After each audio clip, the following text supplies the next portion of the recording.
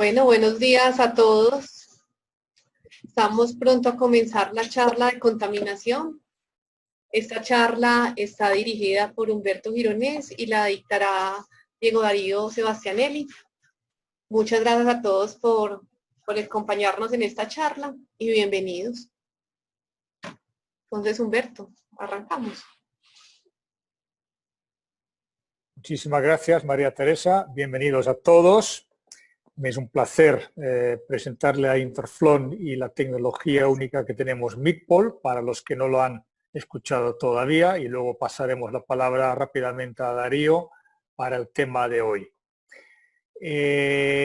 Interflon, la empresa. ¿Quiénes somos? Bueno, somos una empresa familiar de origen neerlandés, fundada en 1980 por el señor Wim Horsmans, que tuvo una visión, tuvo una idea y le salió bien porque desde el inicio ha tenido un crecimiento continuo y rentable.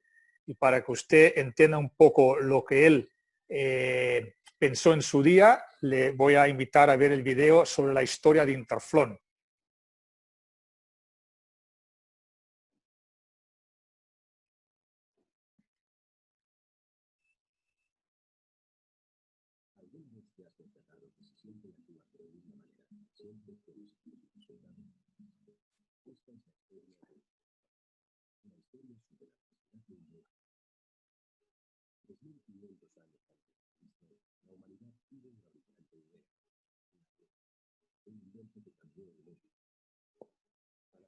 Humberto, no se escucha el video. Ay. Espera, que creo que no.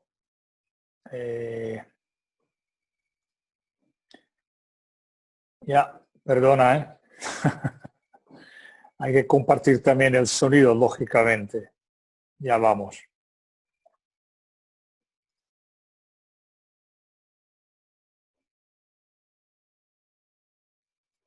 Perdóname. ¿Alguna vez te has percatado que si siempre actúas de la misma manera, siempre obtienes el mismo resultado? Esta es la historia de Interflon, una historia sobre la necesidad de innovar. 3500 años antes de Cristo, la humanidad tuvo una brillante idea, la rueda, un invento que cambió el mundo. Al hacer un orificio en el centro de un cilindro agregando un eje, la rueda favoreció el transporte pesado. Sin embargo, su uso suponía una fricción. 1500 años después, a la rueda se le agregaron los radios, aunque no consiguió eliminar la fricción. Cuando la rueda evolucionó para dar una solución a una maquinaria más compleja, lejos de evitar la fricción, esta aumentó. Incluso el descubrimiento del lubricante no lo resolvió completamente. Posteriormente, en el año 1980, Wim Horsmans tuvo una idea visionaria. Creó partículas micronizadas que llenan los poros microscópicos del metal y polarizó las partículas para crear película protectora, firme y duradera, con una estructura de malla tridimensional polar. Esta tecnología única la denominó tecnología Meatpol, capaz de reducir de manera significativa el desgaste, el uso del lubricante y las emisiones de CO2. Su hallazgo se convirtió en lo que hoy en día es Interflon. Un hallazgo que mejora el mantenimiento de cualquier tipo de maquinaria. Abrazamos la innovación para beneficiar el mañana. Interflon. Think forward.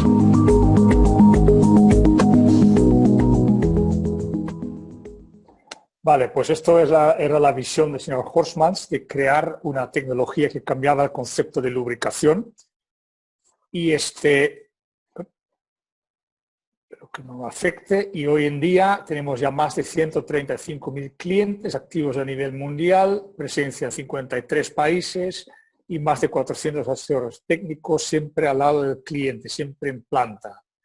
Somos fabricantes, por lo cual fabricamos todos nuestros productos, tanto los lubricantes, los limpiadores, y también disponemos de herramientas afines que ayudan a suministrar el lubricante o el limpiador de forma más eficaz y eficiente, que eso es muy importante, la logística de lubricar. Somos propietario de la tecnología única Meatpol, que acaban de ver, que luego explicaré, y disponemos de un gran departamento propio de I+D. Estamos en todo el mundo, como había dicho ya, así que empezamos aquí en Europa y nos hemos ido extendiendo a Asia, Estados Unidos y en Sudamérica, donde ya estamos en 7 países.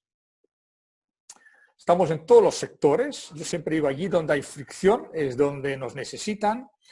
Y como usted podrá ver, desde el sector marítimo, de puertos, agricultura, automoción, papel y gráfica metalúrgica, pero muy fuerte también alimentación y bebidas, donde las exigencias son muy altas y la necesidad de lubricar con alta fiabilidad muy alta también. Igual en la industria farmacéutica, ¿no? Y en la minería, pues imagínese el ambiente que exige mucho de los lubricantes. Allí también somos bastante fuertes. Disponemos de, lógicamente, las certificaciones necesarias para crear la credibilidad y asegurar a nuestros clientes que hacemos todo para cumplir con los altos requisitos de calidad. Aparte de la certificación 9001, que es la de calidad en procesos en general, desde hace 2 años disponemos también de la certificación 21469, que se asegura a los fabricantes de productos alimenticios y farmacéuticos que en toda la cadena nuestra de suministro hasta la producción, los productos de grado alimentario son producidos separadamente de otros productos no alimentarios. Hemos creado una planta separada para producir los productos de grado alimentaria y nos hemos asegurado que todo el suministro de ingredientes de la misma forma no se puedan mezclar con otros productos. Por eso disponemos de los registros de la NSF con H1, certificaciones kosher y halal. Pero en general contribuimos cada vez más a una menor huella ecológica, desarrollando productos biodegradables y alimenticios, pero ya la tecnología MICPOL ya de en sí conlleva a un menor consumo de energía, menos emisiones de CO2 y además extienden el tiempo de vida útil de la maquinaria. Eso también es importante, que no haya tantos desechos y la vida sea más amplia. Para que usted vea la tecnología MICPOL, le voy a explicar a través de un vídeo. Como no podemos demostrar en sitio, hemos creado un vídeo. Uy, ¿qué ha pasado? Aquí, perdón. Ay, algo pasó aquí. Ahora, aquí, perdón. Aquí lo que vemos es el teflón. No, tengo que ir atrás, perdón, me he equivocado, perdone. La tecnología MICPOL significa la micronización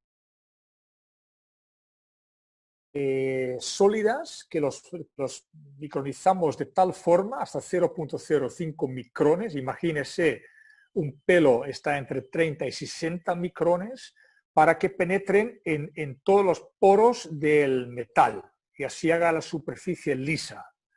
Pero lo más importante es que hemos sido capaces de polarizar estas partículas sólidas, dándole una carga negativa para que se adhiera a la superficie que está cargado positivamente. Y eso crea una película sólida de lubricación fuerte y duradera. Así que podemos decir que lubricamos por película sólida de lubricación en vez de una película fluida de aceite, que se puede escapar fácilmente. Para que usted vea la diferencia entre partículas sólidas sin tratar y tratado bajo MICPOL, tenemos un video que lo demuestra y demuestra nuestra tecnología contra lo que todo el mundo conoce, teflón, en estado original. Así que aquí tengo un pote con teflón original. Son polvos como los suministra DuPont. Si me lo pongo en la mano, en la superficie de la piel, y después le paso un dedo como si fueran 2 piezas dinámicas de una máquina generando fricción, usted ve que el efectos contrarios se agruman, no crea una película. Eso, si lo metes así en un aceite y ya no hay aceite, esto va a ser muy contraproductivo. Lo que queremos es que las partículas sólidas crean esa película sólida en la mano, independiente del aceite. Entonces, aquí pongo el MICPOL, partículas micronizadas y polarizadas, y hago lo mismo que con el otro, y mire usted cómo penetra en los poros del papel, de la piel, y se crea una película en ambos lados, tanto en la mano como en el dedo, en las 2 superficies.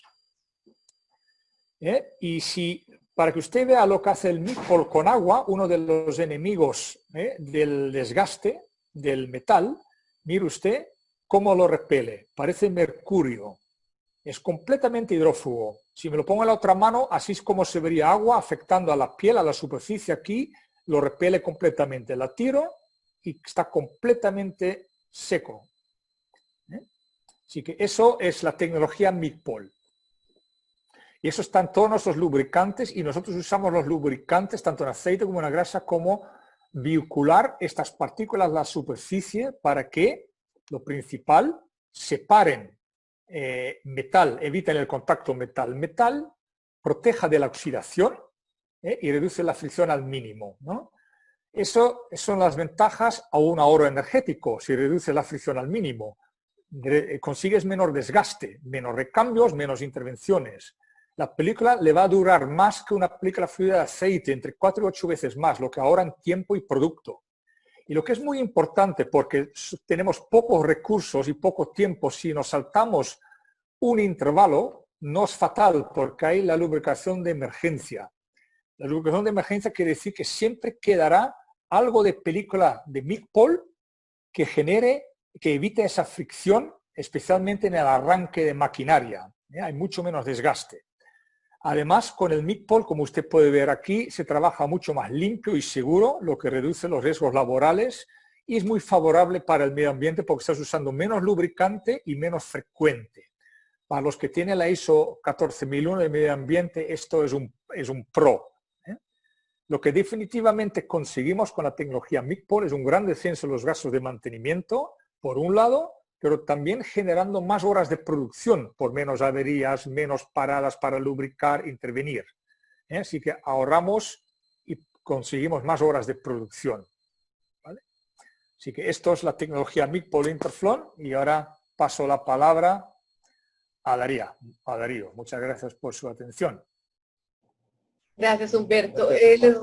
Sigue pues Darío, pero les recuerdo a todos que las preguntas las pueden ir formulando por el chat a medida que va avanzando la charla. Y Darío, yo les leo a Darío las preguntas y vamos solucionando pues las inquietudes. Darío, adelante y gracias. Excelente, muchísimas gracias María Teresa, gracias Humberto. Bueno, buenos días, buenas tardes a todos. La idea de esta presentación inclusive es ir un poco más allá de lo que son nuestros productos, pero creemos que podemos aportar para ciertas recomendaciones a la hora de considerar todo lo relativo a control de la contaminación. Estos son los temas que vamos a ver en esta presentación, algunas estadísticas que hay en relación a este tema, tipos de contaminación, contaminantes principales, código ISO, tabla de extensión de vida, tipo de filtros y por último el tema de manejo de grasas, ¿no?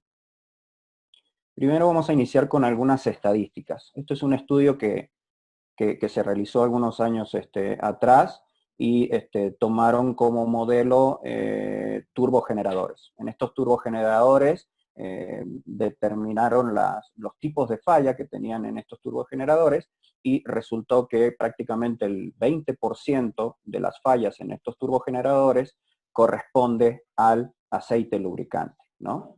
De ese 20%, el 54% tiene estrecha relación con la contaminación de ese lubricante. Yo elegí un poquito esta estadística porque me parece que si consideramos el sistema de lubricación de un generador, un turbogenerador, es uno de los sistemas más completos que hay, ¿no? Porque tenemos el aceite que lubrica, que controla la velocidad de la turbina, se puede decir que es un sistema hidráulico, y que ayuda al tema del sellado. Entonces es un sistema bastante complejo donde el aceite lubricante pues, cumple diferentes funciones en un mismo sistema. Esta es otra estadística también en la parte de turbogeneradores, y si ustedes se dan cuenta de la cantidad de fallas que se tuvo en este estudio, la primer falla, o sea en este caso 75 fallas, tenían relación con la lubricación. Entonces la lubricación ya es parte fundamental del riesgo que podemos tener en un sistema de lubricación en cuanto a una falla potencial.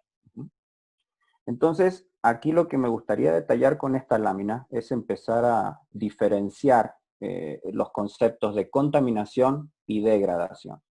Contaminación, digamos que es cualquier elemento ajeno a la formulación del propio lubricante, ¿no? Los contaminantes más usuales, y son los que vamos a profundizar en esta presentación, es la humedad y los sólidos. La degradación va más que nada relacionada al deterioro químico de este lubricante, ¿no? Por supuesto que si el lubricante está contaminado, esos contaminantes van a acelerar este proceso de degradación. La temperatura puede ser también un factor que acelere el proceso de degradación. La calidad del mismo aceite, qué aceite hemos seleccionado nosotros o está recomendado por la máquina, eso influye bastante en lo que es la degradación del aceite. ¿Cómo podemos conocer en qué condición nos encontramos? Mediante un análisis de aceite. Aquí siempre es recomendable que se pueda llevar un análisis de aceite, un programa de análisis de aceite en la planta. Hoy hay muchas técnicas, hoy hay muchos equipos que nos pueden facilitar esta tarea, inclusive equipos muy simples que puedo tener yo en planta para poder tener un resultado, digamos, a pie de máquina y hacer una combinación de algunos análisis que se puedan hacer en planta y otros análisis que se puedan hacer con algún laboratorio externo. Un buen enfoque de un buen programa de análisis de aceite siempre tiene que estar con visión en saber la condición del equipo. El lubricante va a ser un medio, pero yo tengo que conocer la condición del equipo. Esto es muy importante que lo podamos considerar, porque hasta de dónde tomamos la muestra afecta el resultado de un análisis de aceite. Entonces nosotros tenemos que mantenernos siempre presentes en que un programa de análisis de aceite está enfocado a saber la condición de mi equipo y que el lubricante va a ser un medio para poder tener esa información. Entonces es enfoque en el equipo, un análisis para saber las condiciones de mi lubricante, para saber si está contaminado o si está degradado, y si está contaminado, saber los tipos de contaminantes que tengo presentes en el lubricante. Siempre que un lubricante esté contaminado, es posible, digamos, recuperarlo o salvarlo. Cuando un lubricante está degradado, no hay muchas opciones que podamos hacer con este lubricante y ya tenemos que pensar en el tema del cambio. Hay algunas técnicas, después podemos profundizar sobre eso, no es la idea en esta plática, pero digamos que como concepto general, un lubricante degradado es muy difícil poder recuperar. Ahora bien, estamos hablando de contaminantes, nos vamos a centrar en esa parte. Tenemos que saber cómo es que ese contaminante llegó a estar presente en nuestro sistema de lubricación. Y esto es muy útil poder diferenciarlo así porque puede ayudar después en un análisis de causa-raíz. Entonces yo lo separo en 3 tipos de contaminación. La primera Darío, es la contaminación. hay una pregunta que te la voy a hacer de una vez. Listo. La Claro, degradación claro, del aceite conlleva el cambio del estado físico-químico del aceite. También se pierde su viscosidad. Sí, es correcto, dependiendo del tipo de contaminante, o sea, de entrada los contaminantes, agua, sólidos, afectan la viscosidad del aceite. Pero cuando ya empieza el proceso de degradación química del aceite, también tengo una afectación sobre ese parámetro. Por digamos que los productos provocados por la propia degradación, ejemplos, barnices, lodos, etcétera. Todo eso puede afectar la viscosidad. Otra pregunta, ¿qué debo tomar en cuenta para definir a qué equipos si conviene hacer análisis de aceite y a cuáles no? ¿Cuál es el procedimiento para implementar mi plan de mantenimiento predictivo en este tema? Ok, primero es la criticidad del equipo. Yo tomaría, a ver, se pueden tomar varios puntos para poder definir los candidatos a un programa de análisis de aceite. El volumen de aceite es algo muy importante. O sea, si tengo un reductor con un volumen pequeño de aceite, pues probablemente no convenga hacer un programa de análisis de aceite sobre ese reductor, posiblemente 1 o 2 muestras, pero digamos que ahí sí la justificación ante algún problema pueda llegar a ser el cambio, ¿no? El resto, yo diría que cualquier equipo que lleve un volumen considerable de aceite o un sistema de circulación de aceite debe estar en un programa de análisis de aceite. Cualquier equipo que tenga circulación de aceite, ya sea un sistema hidráulico o un sistema de lubricación, debe estar dentro de un programa de aceite, ¿no? Ahora bien, cuáles son las pruebas que vamos a hacer y la frecuencia que vamos a aplicar sobre cada uno de estos equipos depende de la criticidad del mismo en la operación. La criticidad, la mayor cantidad de plantas definen las criticidades de los equipos y pueden integrar esto al plan predictivo. Hay muchas normas, por ejemplo, se pueden auxiliar con la ASTM 4378, esa dicta los tipos de análisis que yo debo hacer en una turbina de gas o de vapor y la frecuencia que debo considerar en estos análisis, ¿no?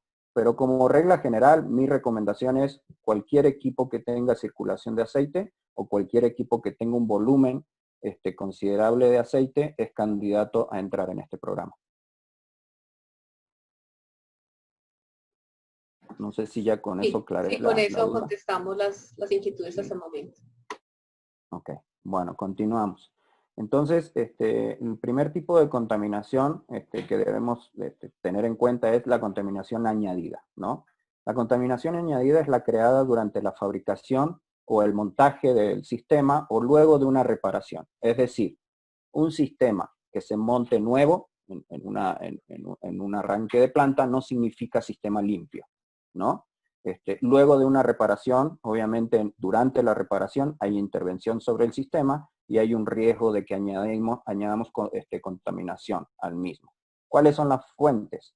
Metales de fabricación, por ejemplo aquí voy a mostrar algunas fotos. Metales de fabricación durante un sistema nuevo o una reparación. Componentes y accesorios contaminados, esto es más que todo relacionado con sistemas nuevos, ¿no?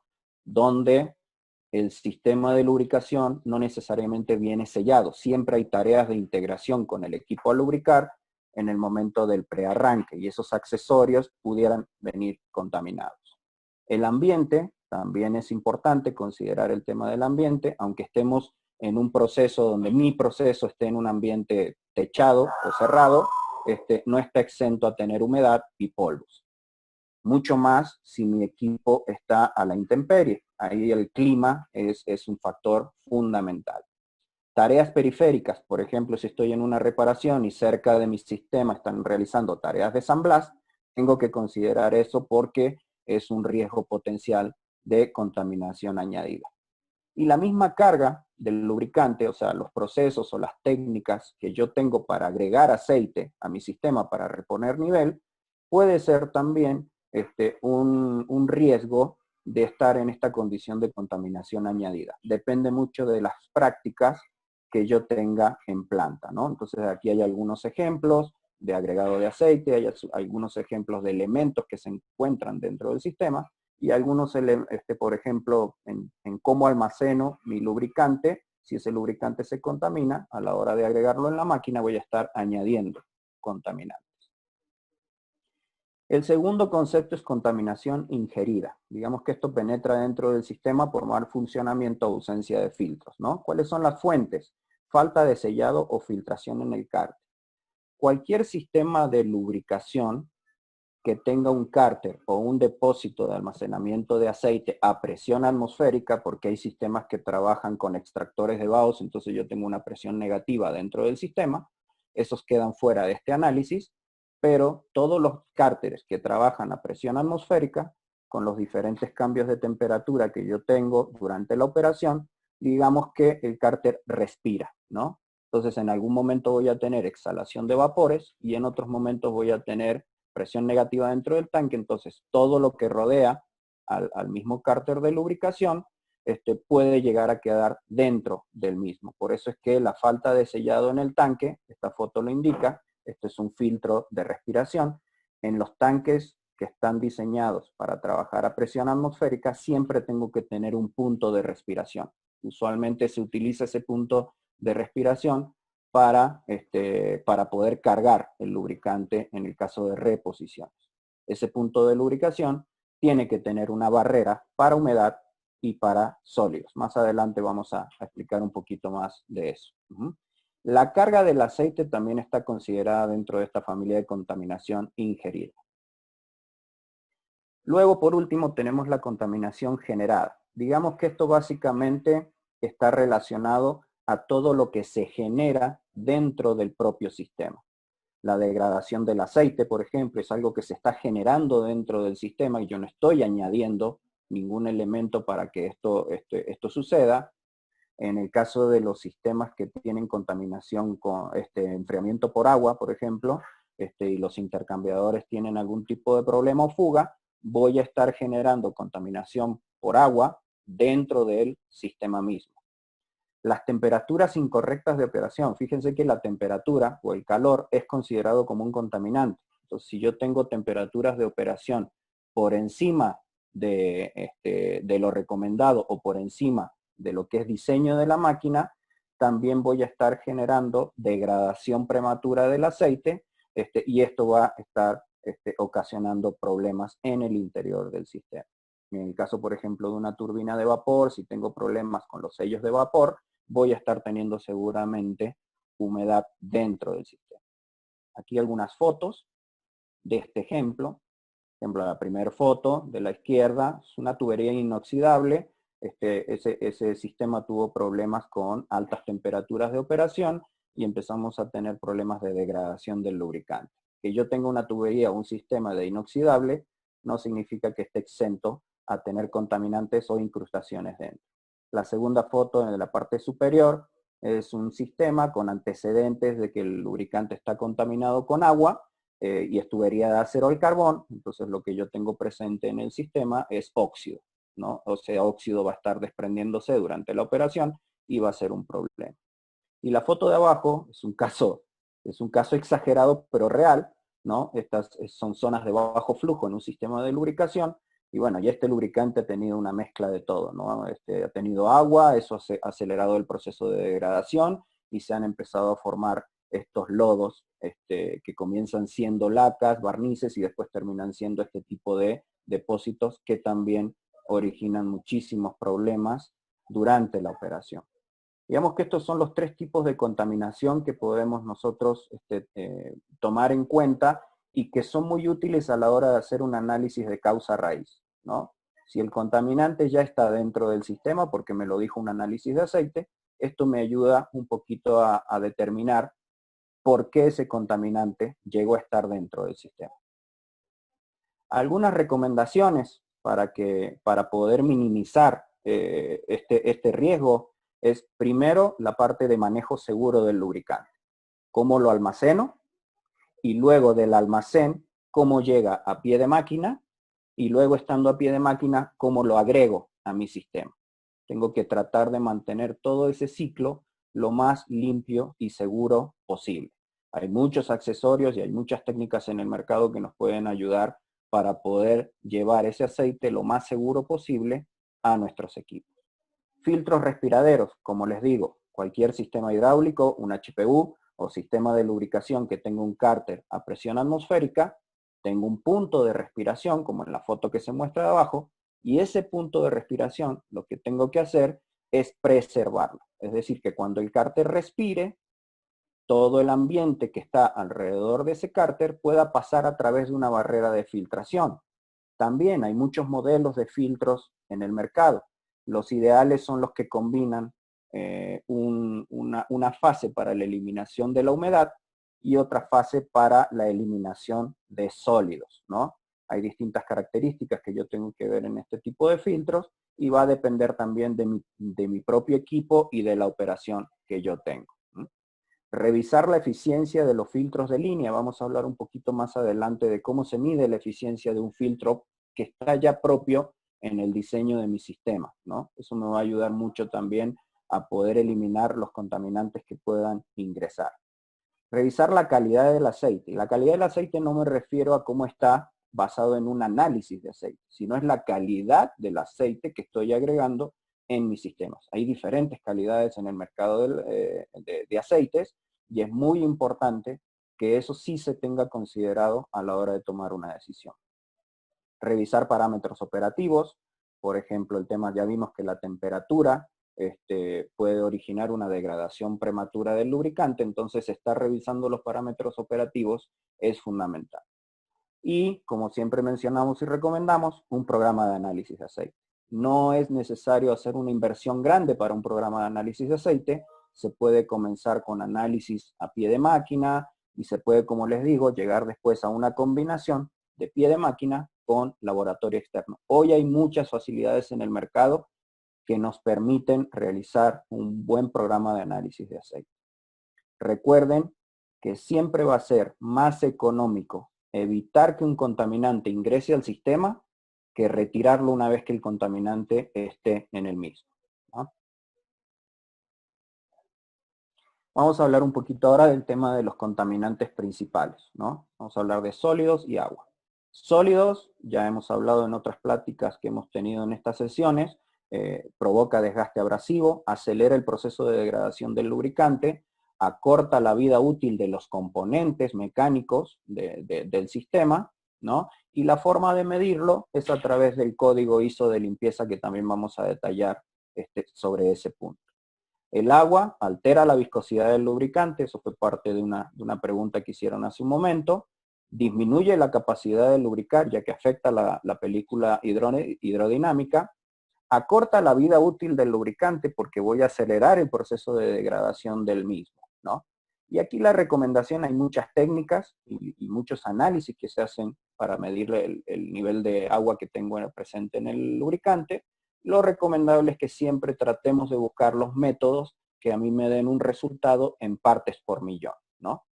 El agua en el aceite se puede encontrar de tres diferentes maneras. Agua libre, que es la que, digamos, decanta en fondo de tanque y lo puedo sacar por purga, por centrifugado. Agua emulsionada, que es la más difícil de tratar, ya es la emulsión, y ya voy a tener un aspecto lechoso en el sistema, y esta es una condición que es la más complicada de poder retirar del lubricante. Y la disuelta, digamos que es un porcentaje permisible de agua dentro de ese aceite que no va a ocasionar daños. ¿Cuánta agua puede tener ese aceite? Dependiendo del tipo de aceite y la aplicación, ¿va? Darío, hay una pregunta. Sí. Tengo un compresor de 100 HP. ¿Podría alargar la vida útil del aceite y cuáles son los valores mínimos para aceptar el cambio? Un compresor de 100 HP. Sí, 100 HP. Ok, con sistema de circulación me imagino, y podríamos saber el tipo de aceite que están teniendo ahora.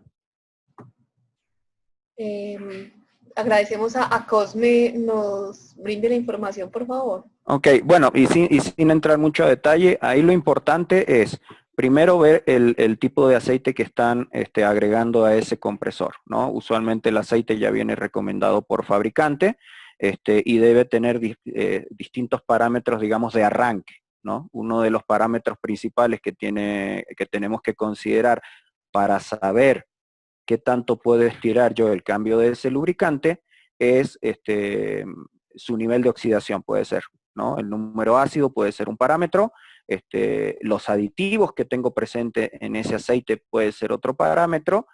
Hay una prueba muy útil que se le denomina RPBOT.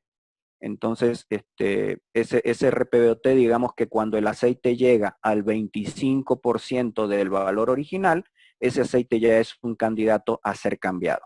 ¿Y por qué es importante tener el dato del aceite que están cargando ahora? Porque siempre esa referencia se mide con respecto a los valores de ese mismo aceite como nuevo.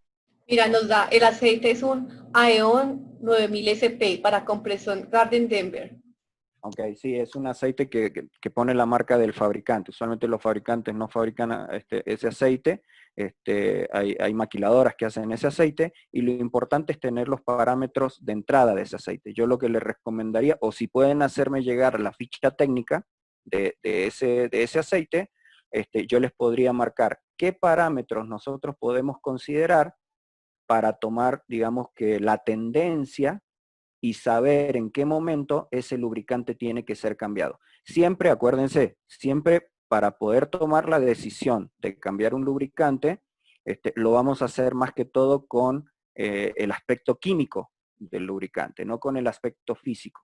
Recuerden que si tenemos un contaminante, no se justifica cambiar un lubricante porque tiene agua o cambiar un lubricante porque tiene sólidos. Ahí lo que tenemos que hacer es eliminar esos contaminantes y el lubricante puede seguir trabajando, ¿no? Pero siempre el parámetro inicial es la ficha técnica, los valores de inicio que tiene ese lubricante, y con eso podemos medir su vida útil. Y ahí poder evaluar si lo están ahora cambiando a lo mejor, posiblemente, no lo sé, antes de lo que deberían, ¿no? Perfecto. Ok, continuamos. Entonces estábamos en la parte de los contaminantes principales y ahora vamos a hablar un poquito de los contaminantes sólidos. ¿Cómo medimos la cantidad de sólidos que tenemos dentro del sistema? Para eso está la norma, la ISO 4406, define una codificación para hacer un conteo de partículas y esta codificación está relacionada con el tamaño de ciertas partículas contenidas siempre en 1 mililitro de aceite. Se definen 3 cifras, ¿no? Las cifras van a ir del número 1 al número 24, y según la cantidad de partículas encontradas en rangos de 4, 6 y 14 micras por mililitro de aceite, es como se va a definir el código. Aquí tenemos un ejemplo. El código ahí lo tenemos como elaborado de 3 cifras, ¿no? Y la primera cifra representa cantidad de partículas mayores a 4 micras por mililitro de aceite. La segunda cifra representa cantidad de partículas mayores a 6 micras por mililitro de aceite. Y la tercera cifra representa partículas mayores a 14 micras por mililitro de aceite. Es una forma muy práctica que se buscó para poder, a primera vista, saber qué nivel de limpieza tiene mi aceite. Aquí es importante remarcar que la norma, la ISO 4406, no me dice qué nivel de limpieza debe tener mi aceite. Lo único que hace es medirlo, pero no hace recomendaciones de qué nivel tiene que tener mi aceite en cuanto a limpieza. Para eso hay otras referencias, ¿no? Si ustedes se encuentran en... Sí. Dice, buenos días. ¿Ayudaría mucho si cuento con un sistema de filtrado que considere filtros coalescentes? Correcto. Para el tema del agua, sí. Para el tema del agua, un sistema de filtrado que cuente con filtros coalescentes ayuda muchísimo, ayuda mucho. El tema es la limitante que puede tener este filtro coalescente. Usualmente tienen una limitante cuando ya estamos hablando de emulsiones en el aceite y dependiendo las partes por millón que yo tenga de agua en ese sistema, puede que la tecnología de coalescencia quede corta para poder atender ese caso. Hay otras tecnologías que pueden ayudar a eliminar los 3 tipos de fases de agua. Una de las más efectivas es la tecnología de vacío, ¿no? El vacío lo que hace es cambiar la presión de vapor del agua, el agua evapora a mucho menos temperatura y es un proceso mucho más rápido. Pero la coalescencia es muy buena con sus limitantes. Ok, volviendo aquí, ¿sí quedó claro? Sí, claro. Ok. Volviendo un poquito aquí al tema del código ISO. Creo que no te entiendo. Entonces, un poquito para remarcar, por si ustedes encuentran bibliografía relacionada a código ISO, pudiera ser que en esa bibliografía se encuentren con partículas 2, 5 y 15 en lugar de 4, 6 y 14. En ese sentido estamos hablando de la versión anterior de la ISO 4406, ¿no? Antes se consideraban, se cambió la forma en que se mide la partícula y hoy la última versión de la ISO 4406 mide esto, 4, 6 y 14. Así como también esta última versión considera los 3 dígitos, porque también se pueden encontrar con bibliografía o estudios donde solamente se muestran 2 dígitos en un análisis o en un estudio que puedan encontrar por ahí, y si es así, es la versión anterior, y los 2 dígitos que se muestran son los 2 últimos dígitos. La regla general aquí es, a menor código, mientras más chico es este número, digamos de 3 cifras, más limpio está mi aceite. Esto es una tablita que me ayuda un poco a poder identificar mejor la forma en la que llego a poder obtener este código de limpieza. Entonces tenemos una tabla donde la primera columna es el rango de códigos que yo tengo accesibles para formar el 4406 y como mencionábamos anteriormente va a ir del número 1 al número 24. La segunda y la tercera columna son rangos en cuanto a cantidades de partículas, desde hasta en cantidades de partículas. Vamos a hacer aquí un ejemplo. Este es un conteo que ya se realizó. Entonces tenemos un conteo donde me arroja que tengo 57.030 partículas mayores a 4 micras de aceite. Si yo esa cantidad de partículas las tengo que cuadrar en este rango, en cantidades desde hasta, voy a caer en un código 23. ¿Por qué? Porque estoy entre 40.000 y 80.000 partículas mayores a 4 micras. Así lo voy haciendo con los otros números, 31.000 partículas mayores a 6 micras, me va a dar un código 22, y 3.750 partículas mayores a 14 micras, me va a dar un código 19. Este es el código que yo tengo, 23, 22, 19. Si yo ese código lo llevo a un microscopio de 100 aumentos, esta es la apariencia que tiene mi aceite. Aquí me gustaría resaltar un poquito los dos métodos principales que yo tengo para poder obtener un código ISO 4406. Yo puedo tener un contador láser, que eso lo tienen los laboratorios externos, o también hay modelos de contadores láser que yo puedo tener en planta. Entonces este contador lo que hace es contar las partículas que pasan a través de ese láser, y ese método sí me puede dar una exactitud en cuanto a cantidad de partículas. Ese método sí me puede decir que tengo 57.030 partículas mayores a 4 micras. Hay otro método que también es muy común, que es el bloqueo de poro. En ese método de bloqueo de poro yo tengo una membrana con cierto tamaño de retención de partículas, usualmente es 0.5 micras, y todo lo que esté por encima de ese micraje va a quedar atrapado en la membrana. Esa membrana yo la llevo a un microscopio de 100 aumentos, esto es muy importante, y ahí a través de un catálogo de comparación yo puedo obtener el código. Digamos que ambos métodos tienen sus ventajas y desventajas. El método láser puede ser muy preciso, me da la cantidad precisa de partículas. Si ese lubricante tiene agua, es muy posible que ese método láser pueda contar alguna burbuja de agua como si fuera una partícula sólida. El método de bloqueo de poro no es tan preciso, pero sí me arroja un rango. O sea, no me va a decir que tengo 57.030 partículas, pero sí me va a decir que estoy entre las 40.000 y las 80.000. La ventaja del método de bloqueo de poro es que yo puedo estar viendo el tipo de partícula que hay dentro de mi sistema. Por ejemplo, en esta imagen yo puedo ver que hay óxido, puedo ver que hay partículas de carbón, y pudiera encontrar también metal blanco, ¿no?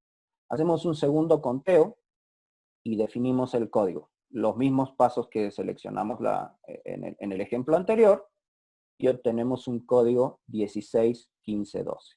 Si eso yo lo llevo al mismo microscopio, esta es la apariencia que yo tengo del aceite. ¿Por qué hago dos relaciones aquí? Porque nosotros debemos ver, si nosotros nos posicionamos en las cantidades de partícula, podemos ver el impacto que hay de pasar de un código a otro. Si yo estoy en un código 16 y paso a un código 17, puede ser que esté teniendo el doble de cantidad de partículas que en el código anterior. O sea, un código de más no es un poquito más de suciedad, es mucho más suciedad, ¿no? Puede ser el doble o puede ser hasta 4 veces si yo lo cruzo en diagonal con esta tabla, ¿no? El ojo humano puede detectar partículas a partir de 40 micras, esto ya lo mencionó Humberto cuando hablábamos del MIC-POL, entonces por eso es que sí se necesitan elementos para poder determinar el código ISO 4406. Lo más económico para tener en planta es utilizar el método de bloqueo de poro, ¿no? Eso es lo más económico y es lo recomendable para que ustedes tengan a pie de máquina, obtener un resultado rápido que les permita tomar decisiones en el momento y no esperar a los tiempos que se tarda un laboratorio externo. ¿Cómo impacta tener el aceite sucio en mi sistema? Hay tablas de extensión de vida, ¿no? Estos son estudios que ya se han realizado. Esto es una relación... Darío, qué pena Sí. te interrumpo, que hay una pregunta respecto al anterior. ¿Es asequible el patrón comparativo para usar el bloqueo de poro? No te alcancé a escuchar, María. ¿Es accesible el patrón comparativo para usar el bloqueo de poro? ¿Accesible en qué sentido?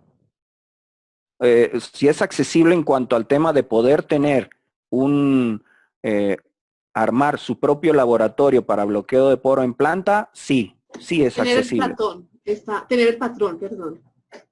¿Cómo? El patrón. Tener el patrón. Sí, sí, yo tengo el catálogo. Si gustan me pueden enviar un correo, están los datos aquí en la presentación. Con gusto les puedo compartir el catálogo para ser utilizado en el método bloqueo de poro. Recordemos que esto es más cualitativo que cuantitativo. Entonces, habiendo decidido por el bloqueo de poro, lo que tengo que tener es el catálogo porque voy a hacer una comparación de lo que estoy viendo en microscopio con cada membrana que hay en el catálogo. Con gusto se los puedo enviar.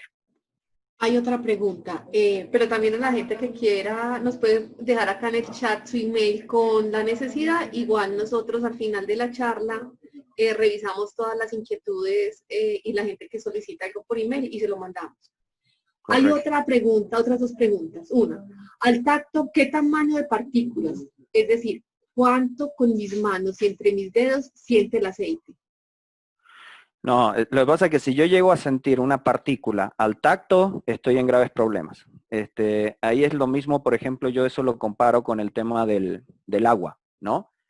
Si yo tomo una muestra de agua y visualmente yo ya veo una emulsión, veo que el aceite ya está turbio, está color lechoso, no necesariamente ese aceite ya tiene que ir a un laboratorio. Posiblemente sí para saber cuántas partes por millón tengo de agua.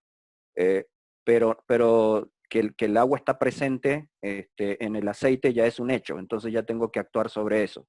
Si yo llego a ver, no solamente tocar, pero si yo tomo una muestra y veo la partícula en suspensión, ya estoy viendo una partícula mayor a una partícula de al menos 40 micras, ¿no?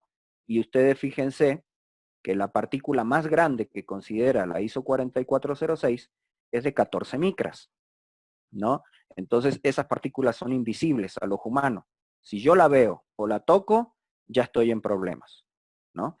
Entonces sí, ahí básicamente, sí. Es más, un aceite cuando tiene mucho contenido de agua, visualmente, ni siquiera es recomendable hacer un código ISO.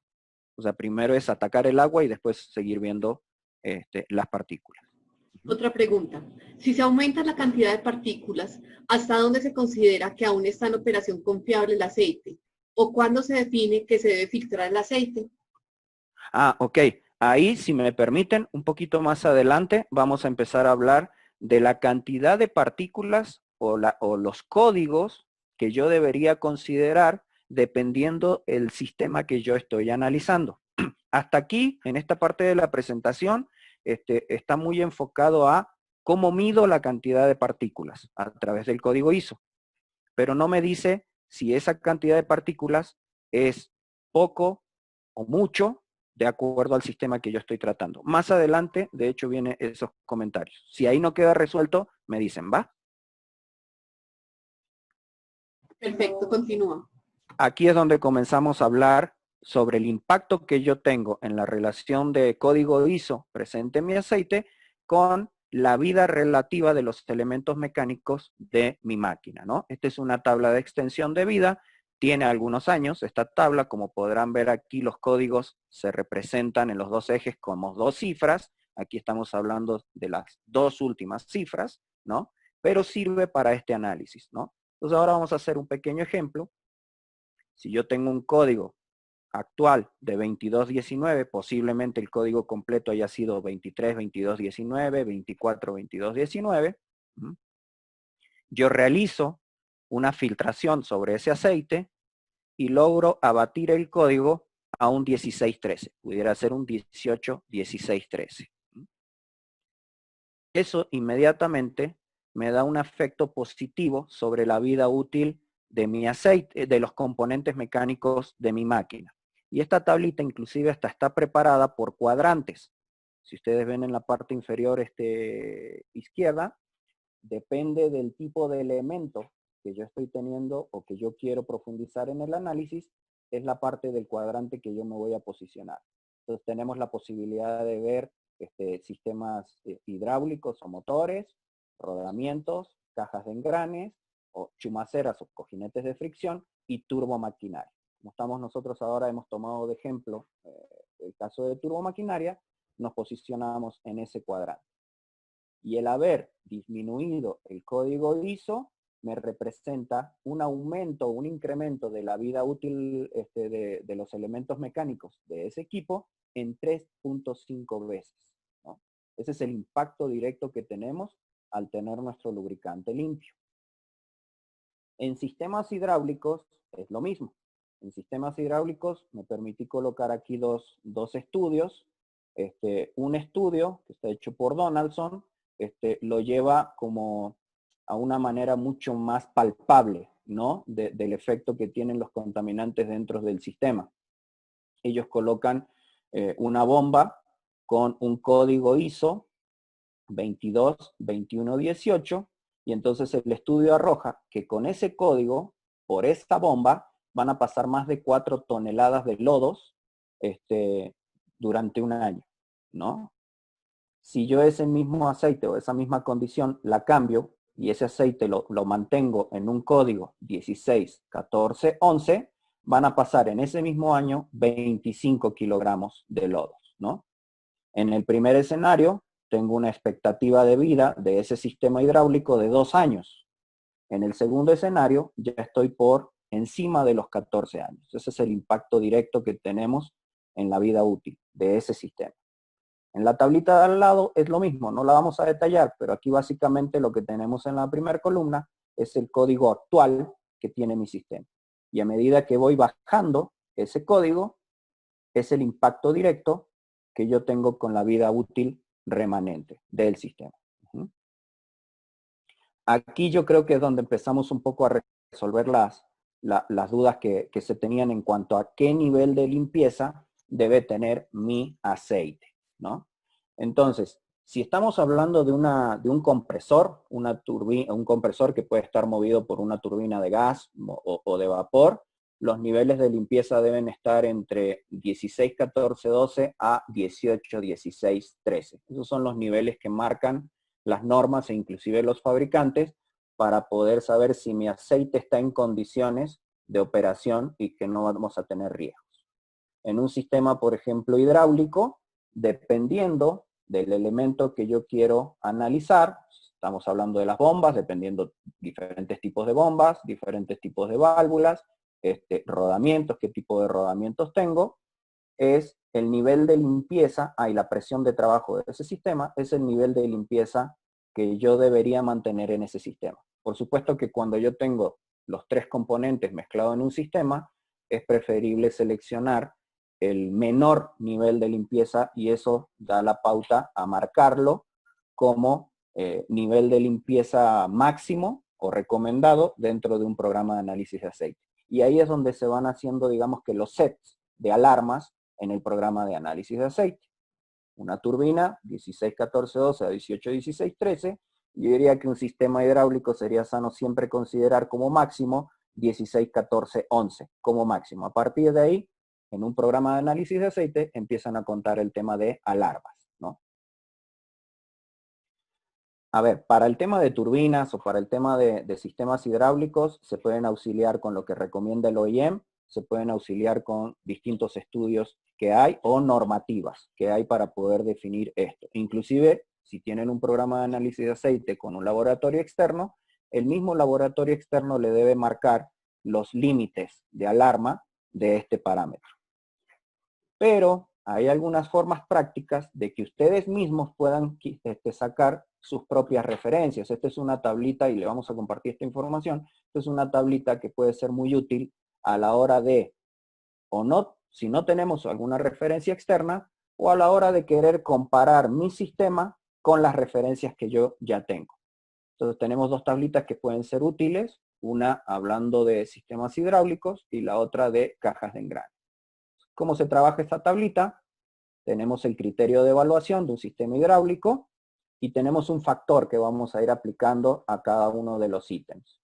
El primer criterio son preocupaciones de seguridad y económicas. El factor que yo tengo que aplicar en este caso es un número 6. Esto es obligatorio, esto es para todos los casos.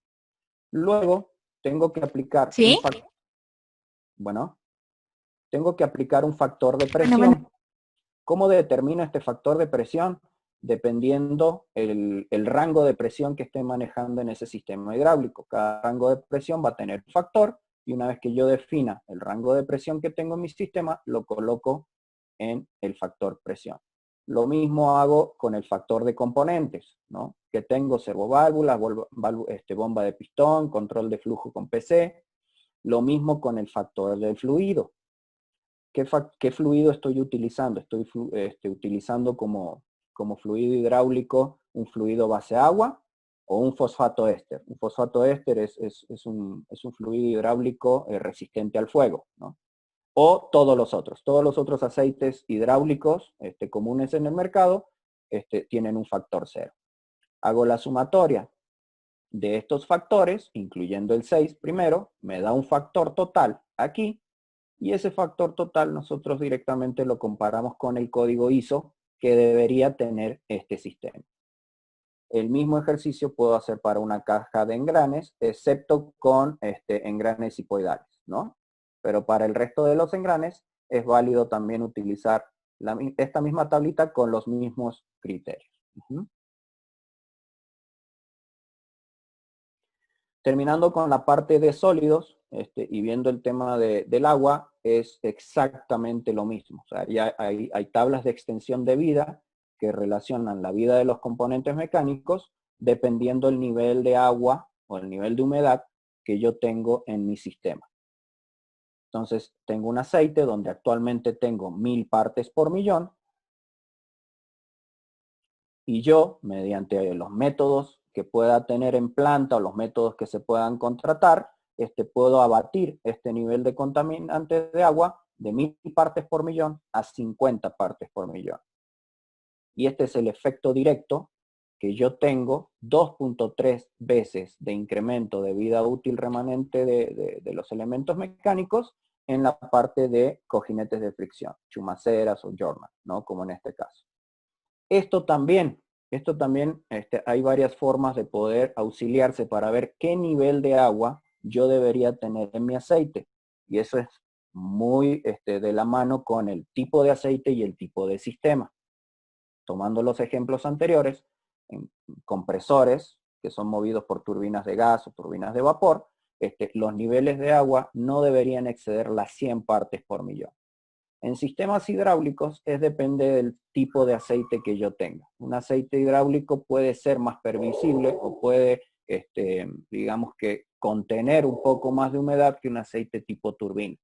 Y si estamos hablando, por ejemplo, de un éster fosfatado, los niveles de agua que son permisibles ahí son mucho mayores. Tal vez ahí 500 partes por millón sea normal manejar. Entonces, muy importante lo que recomienda el fabricante, y siempre hay normas de referencia de acuerdo al tipo de sistema que yo estoy manejando. Esos mismos niveles de alarma deben estar en el programa de análisis de aceite. En la parte de sólidos, ya tengo los sólidos dentro de mi sistema. ¿Cómo es que esos sólidos los puedo retirar de mi aceite, ¿no? Primero, la primera barrera de contención deben ser los propios filtros del sistema, los que ya vienen instalados por diseño.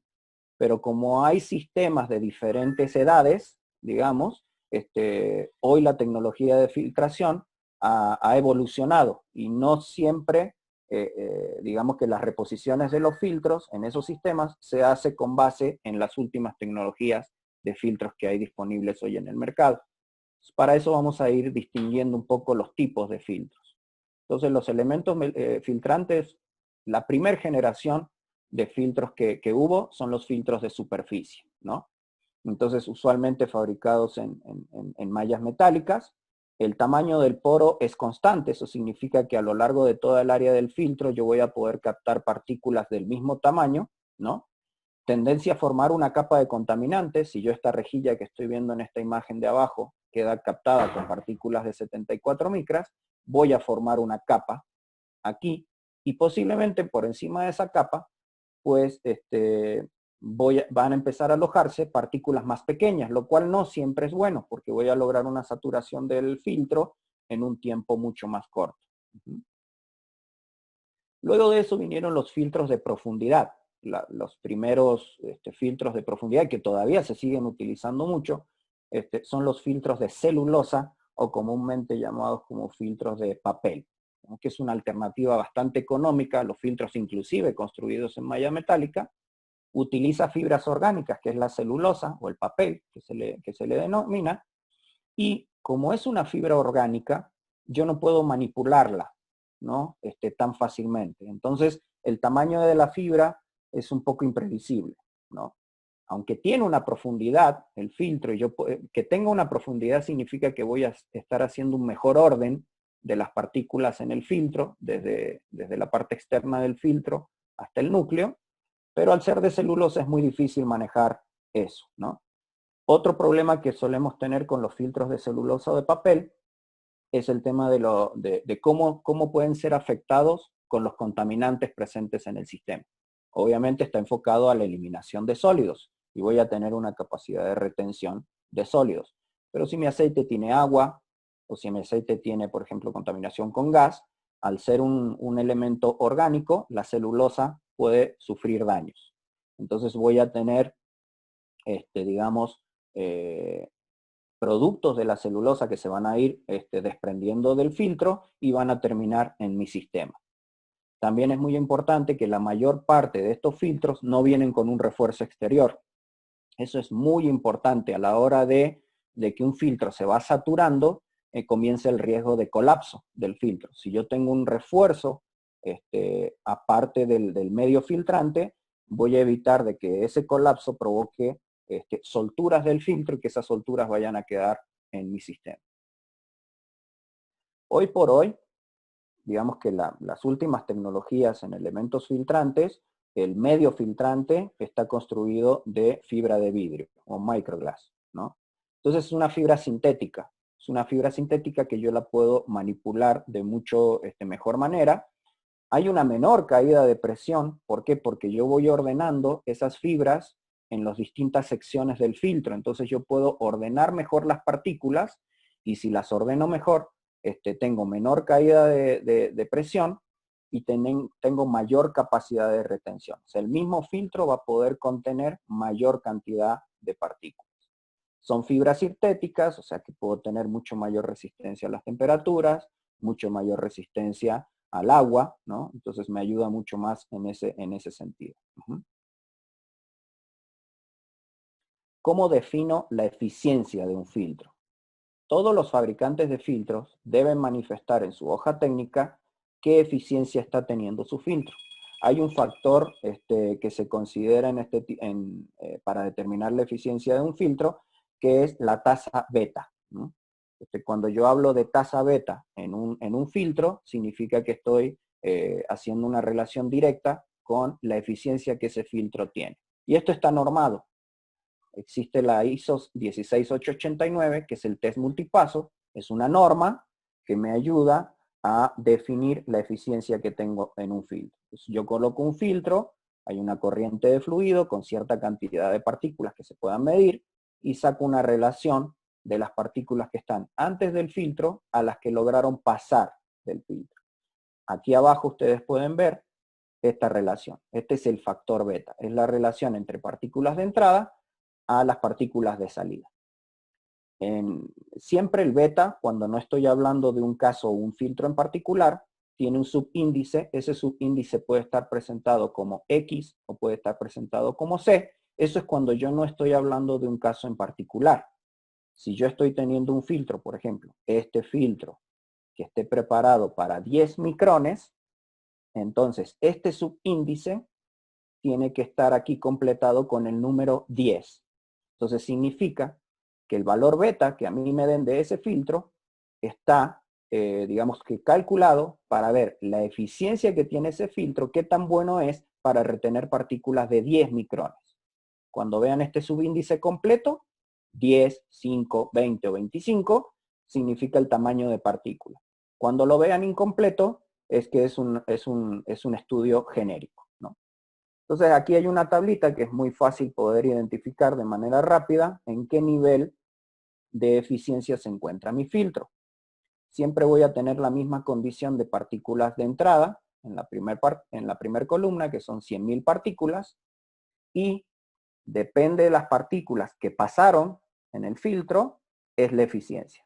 Comenzamos con un 2, o sea que pasaron la mitad de las partículas de un cierto tamaño. Entonces yo tengo aquí un beta 2 con una eficiencia del 50%. Usualmente malla metálica o celulosa no superan un beta 2. Siempre van a estar en un beta 2. No van a superar el 50% de eficiencia. Y a medida que el beta va creciendo, va incrementando mi nivel de eficiencia hasta llegar al 99.99. Acuérdense que esta tabla siempre tiene que tener relación con el tamaño de partícula que yo estoy teniendo en mi filtro. O sea, un filtro, por ejemplo, un filtro de 20 micrones, digamos que un beta 20 aquí, que yo tenga un beta igual a 200, significa un 99.5% de eficiencia. Tal vez ese mismo filtro, si yo no lo analizo para partículas de 5 micras, la eficiencia va a bajar. No significa que el filtro sea malo, significa que su mayor eficiencia está dada para lo que fue calculado, que son 20 micrones. Entonces esto es lo primero que yo tengo que ver en mi sistema. Es mi primer barrera para poder eliminar sólidos. ¿Cómo viene preparado mi sistema?